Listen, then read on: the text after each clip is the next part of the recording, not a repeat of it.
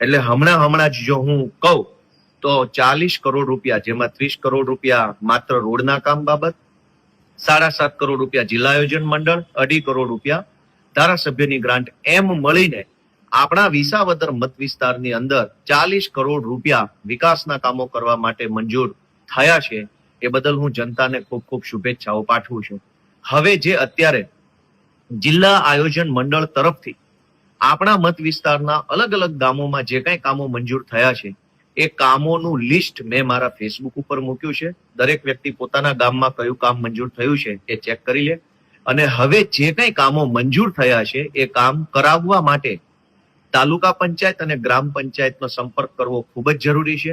કેમ કે ગામની અંદર જે કઈ પણ કામો મંજૂર થયા છે એ તમામ કામો કરવાની અને પૂરા કરાવવાની સંપૂર્ણ જવાબદારી ગ્રામ પંચાયત પાસે હોય છે. એટલે ગામમાં સીસી રોડ, પેવર બ્લોક, ગટર, શમશાન ફરતે દિવાલ, શમશાનની છાપરી, પૂર સંરક્ષણ દિવાલ, આંગણવાડીની ફરતે દિવાલ, અન્ય કોઈ પણ પ્રકારના કામો મંજૂર થયા હોય તો એ તમામ કામ ચાલુ કરવાની અને પૂરા કરાવવાની જવાબદારી ગ્રામ પંચાયત પાસે હોય છે.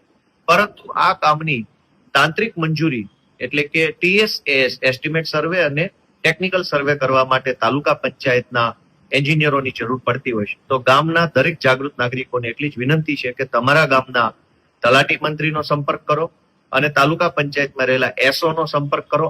SO આનો સંપર્ક કરવાથી તમારા ગામના કામો ચોમાસા પહેલા ઝડપથી ચાલુ પણ થઈ શકશે